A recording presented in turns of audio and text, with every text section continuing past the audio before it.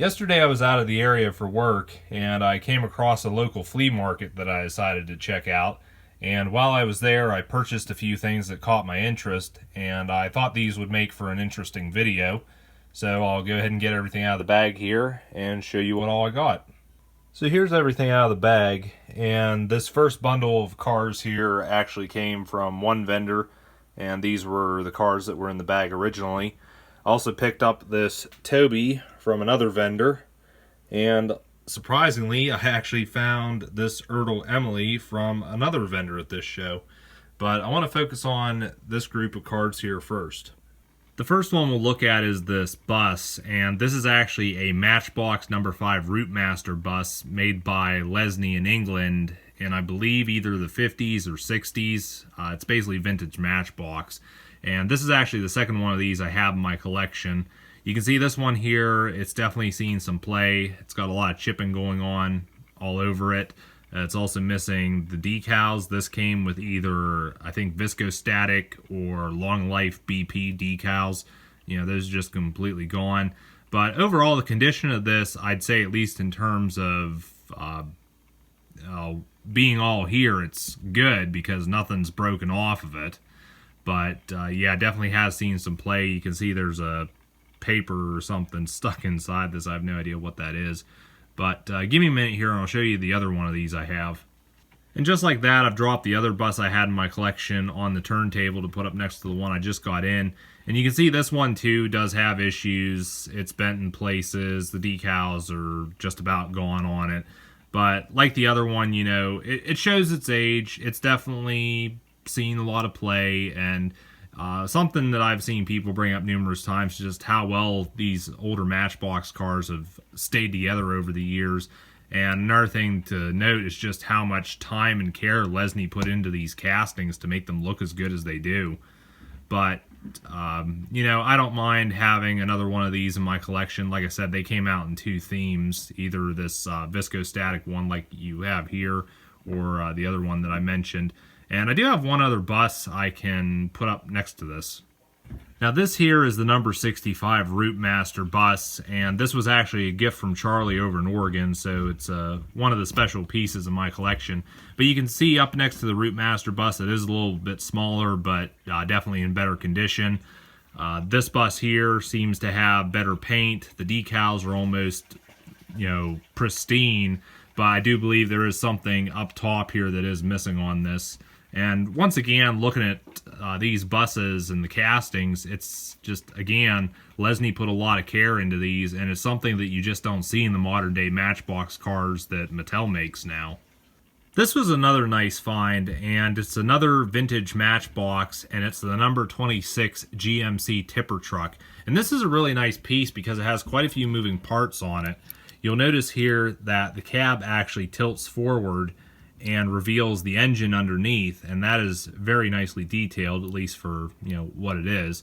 And then also the bed on the back of this truck also tilts as well, and the back gate even opens. And I'm kind of surprised this back gate has stayed with this truck, considering that it's so easy to remove and the pins on this are not that heavy, so to snap them off in rough play you know, does seem likely. But condition wise, again, you know, the truck's all here. It's just got a little bit of paint loss, and I also noticed the front axle is slightly bent. But again, these older Matchbox cars, they really held up and withstood the tests of time.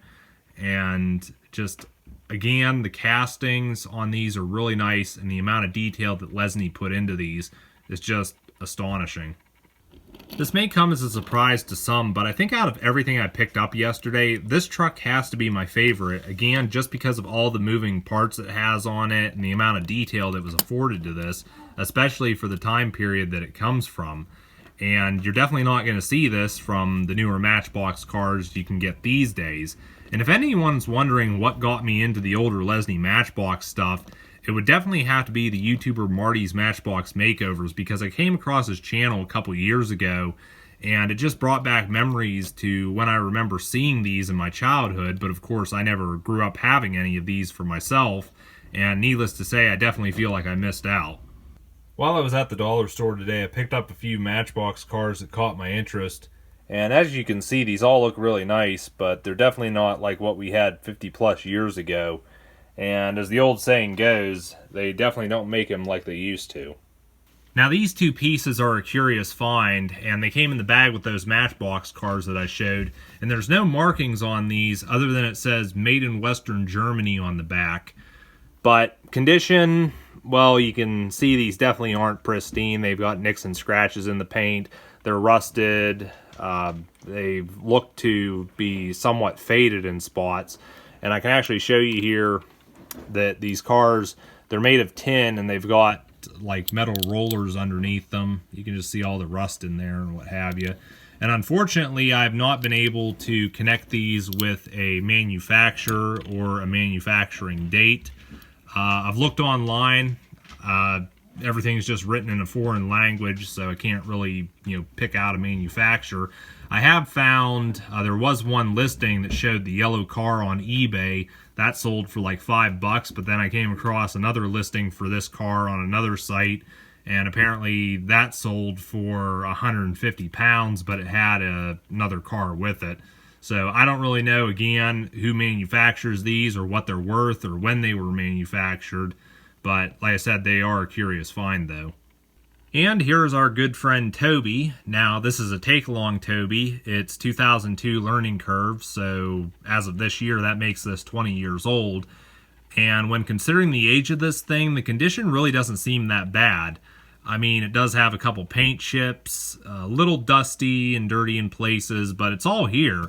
And these Take-Alongs definitely had a charm to them. I mean, I'm more partial to the ERTL range, but these Take-Alongs definitely had their place in life. You'll notice Toby has a little add-on piece right there on the magnet.